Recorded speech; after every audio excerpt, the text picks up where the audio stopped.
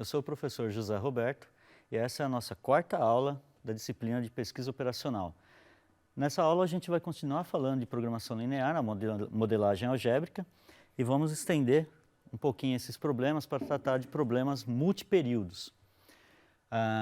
Então, o objetivo é entender como funcionam esses problemas multiperíodos e aonde a gente pode aplicar problemas desse tipo. Okay?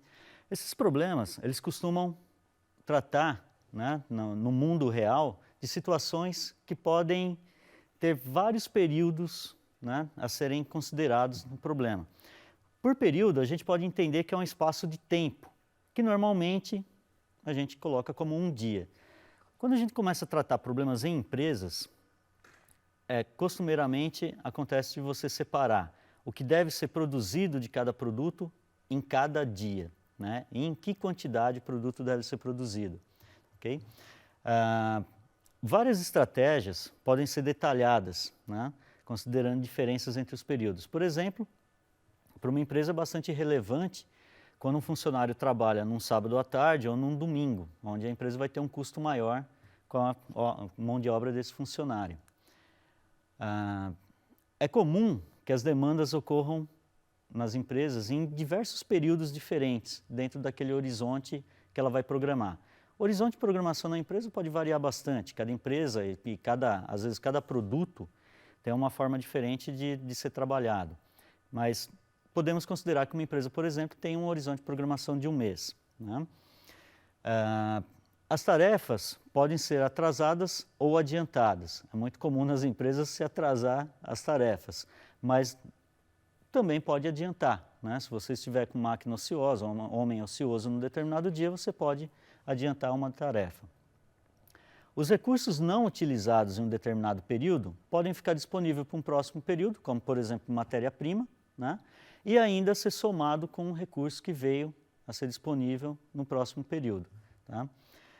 Um exemplo de utilização de problemas multiperíodos é decisão de, por exemplo, quais itens em quais quantidades produzir em cada período do horizonte de planejamento. Tá? A ideia é sempre atender a demanda da melhor forma possível. Então, se você tem uma demanda já determinada, você consegue trabalhar tentando atingir o ótimo nesse problema.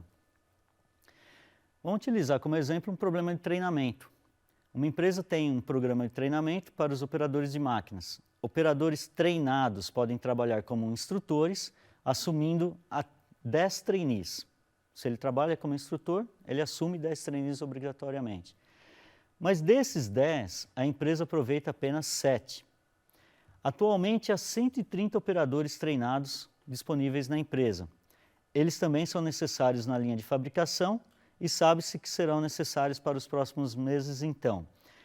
Em janeiro, vai ser necessário 100 funcionários para trabalhar na produção. Em fevereiro, 150, em março, 200 e abril, 250. Por que é necessário fazer o treinamento de novos funcionários? Porque a empresa atualmente tem 130 operadores. Isso satisfaz o que é necessário em janeiro. Mas em fevereiro já não mais, né? Então, precisa existir um treinamento em janeiro para que existam pelo menos aqueles 130 operadores, mais 20 para o mês de fevereiro. Mas é claro que pela sequência que a gente está vendo aqui, em fevereiro também é necessário um treinamento para que em março e abril esses funcionários estejam disponíveis. Tá? Há um custo, né?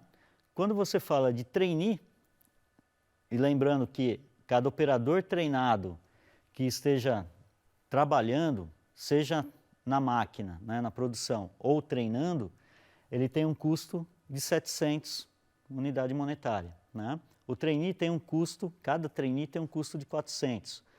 E o operador treinado que ficou ocioso, né, algum mau planejamento, alguma coisa assim, então tem um custo ainda de 500 para a empresa. A ideia é que a gente desenvolva um modelo de programação linear que trate desse problema, né?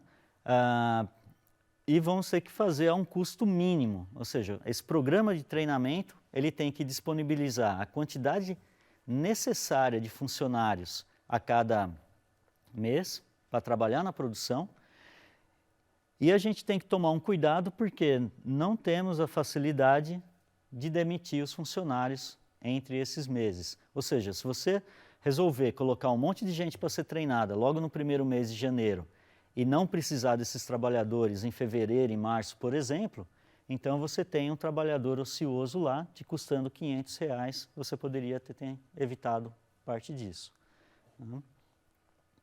Então, a resolução desse problema, a gente primeiro precisa considerar, né, que um operador treinado, ele está operando máquina, está trabalhando como instrutor ou está ocioso. Ele está em uma dessas três situações. Operando a máquina ou trabalhando como instrutor, só relembrando, ele tem o mesmo custo, que é de 700.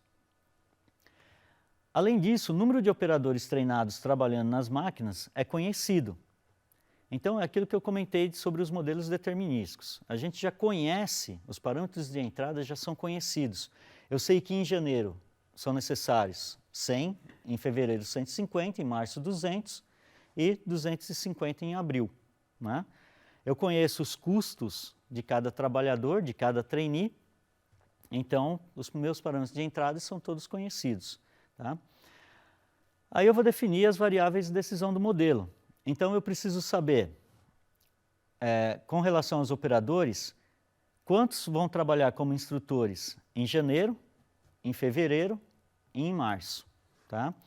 E eu preciso também conhecer quantos estarão ociosos em janeiro, fevereiro e março. Tá, mas estamos falando de um problema de treinamento, então não se falou sobre trainees nesse momento? Quantos trainees estão sendo treinados no mês de janeiro, no mês de fevereiro e no mês de março? Lembra que cada operador que está trabalhando como instrutor, ele deve treinar 10 trainees.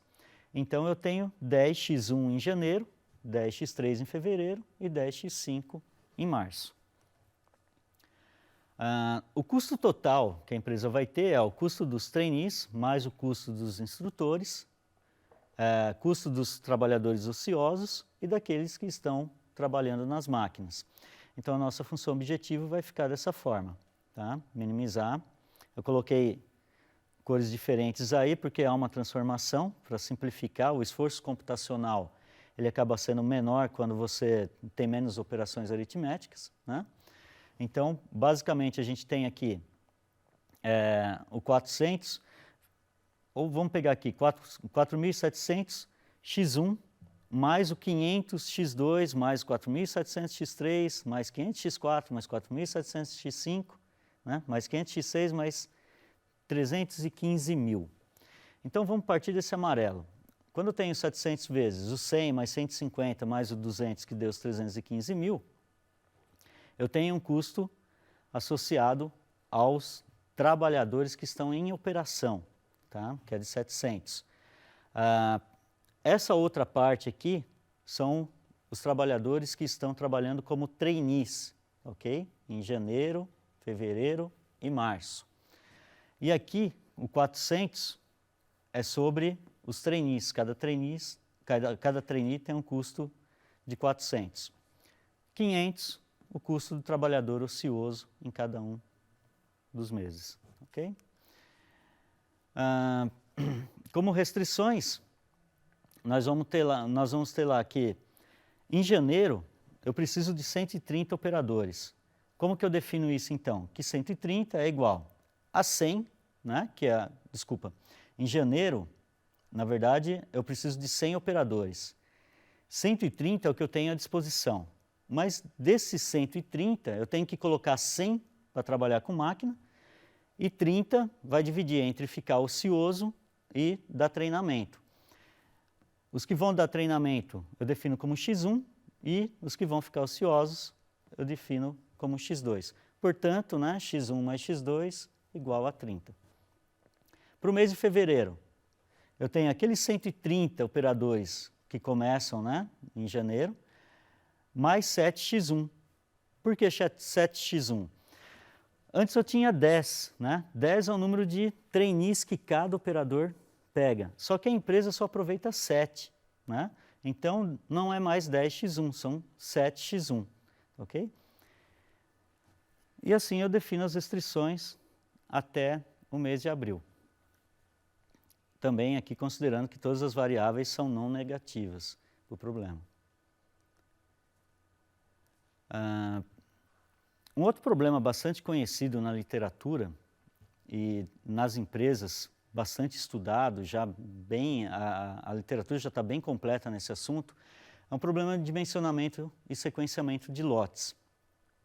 É comum nas empresas de manufatura lidarem com problemas que levam em consideração, entre outros, custos de estocagem, atraso na produção de itens que pode até envolver na perda de vendas, custos e ou tempo de setup, pode ter as duas coisas, né? O custo do setup e o tempo dele. E na literatura também ainda a gente conhece como lot sizing, né? É o termo em inglês. Aqui a gente vai trabalhar com índices. Então, ao invés de tratar a variável como x1, x2, x3, x4, x5, né? A gente tem um índice. Poderia ser, por exemplo, um xi, né? Com o i variando de 1 até um número qualquer. Tá? Isso facilita para a gente entender o modelo, para não ficar algo, você não tratar quando o modelo tem um número de variáveis muito grande, você ficar olhando para todo aquele monte de variáveis, às vezes não vai caber numa folha. Né? Então, a gente utiliza os índices. Para um problema bastante comum de lot sizing, que a gente chama de problema de lot sizing capacitado, nós vamos ter lá os índices T e I. O T como sendo o período de produção, desde o período 1 até o período dado lá como T grande, e o I, que é o produto, variando de 1 até M, né? Então a quantidade de produtos que a empresa tiver. As variáveis de decisão costumam ser o Izão, que pode ser positivo ou negativo, com um sinalzinho aqui do lado, que ele define o estoque do item I no final do período T. Então aqui o uso dos dois índices, né? O I, que é o item, e T, o período. Okay? Então, ao invés de eu colocar I de 1,1, né, do produto 1 no período 1, eu coloco Izão de I, T. Tá ok? E aí eu vou variando o I e o T e consigo relacionar qual produto e em que período eu estou me referindo. Outra variável de decisão, x de t, que é uma variável binária que vai indicar se houve setup para o item I no período t. Tá? Indica setup se esse x de t for 1, se for igual a 0, então não houve setup. Ou seja, a linha de produção não está preparada para a produção daquele item. Né? Um outro conjunto de variáveis é o Q, também nos índices I e T, que é a quantidade produzida do item I no período T. Okay? Alguns parâmetros, né, que são os meus dados de entrada, o T, quantidade de períodos, né, para o planejamento, o M, quantidade de itens, o H, custo de estocagem, S, custo de setup, o D, a demanda do item I no período T, né, o C, o custo unitário de produção, o R é o recurso disponível da máquina em determinado período, então o único índice aqui é o T, e o P de I, o P em I, né, que é o recurso necessário para se produzir uma unidade do item I, okay? Independente do período. E aqui a formulação matemática. A função objetivo é de minimização, né?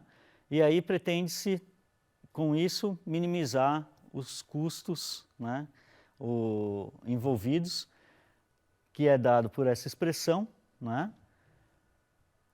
Eu quero minimizar também os custos de preparação de máquina, de linha de produção, e também quero minimizar os custos de estocagem, ok?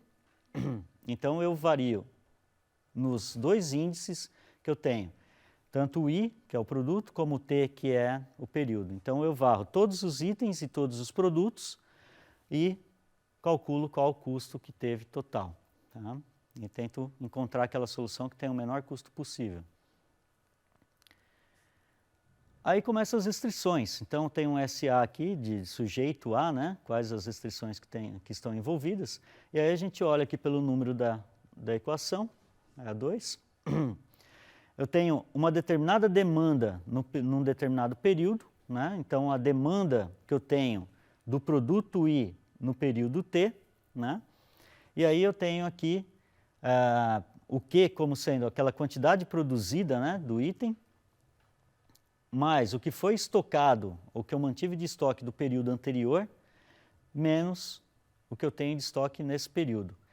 Ou seja, aqui é um balanço, né, só para compensar qualquer diferença que tenha entre o que eu produzi no período e o que eu deveria entregar. Então, se eu já tinha alguma coisa em estoque, ou se eu acabei excedendo a produção, né, e produzindo algo a mais, ok? Nesse segundo conjunto de restrições, eu tenho lá o recurso disponível de máquina num dado período, né, e o recurso que é utilizado. Então, toda vez que eu produzo algum item, eu tenho, né, um recurso que está sendo consumido da máquina, ok? Percebam aqui o para T, né, ou seja, a cada T, a cada valor de T, eu executo uma vez essa somatória, essa restrição. E aí eu tenho ainda as restrições de que x de t são variáveis binárias, né? E que todo isão e q tem que ser maior ou igual a zero. Tá? Não produzo quantidade negativa e, nesse caso, também não estou contando como, não estou carregando falta de um período para o outro. Agora, importante, né? Esses modelos de lot size, os modelos multiperíodo, não só de lot size, em outros problemas também, né, podem incluir a questão do multiperíodo, são problemas muito próximos do que acontece nas empresas. Então, eles são facilmente aplicados com alguma dedicação. Então, é comum você encontrar no ambiente de trabalho esse tipo de problema. E aí, lembrando também que é importante você, já que estamos no final desse primeiro módulo, né, da primeira semana, consultar a lista de exercícios resolvidos, resolver os exercícios propostos, visitar os recursos complementares e assim vocês vão ter uma excelente atividade e concluir com as tarefas. Muito obrigado e até a próxima semana.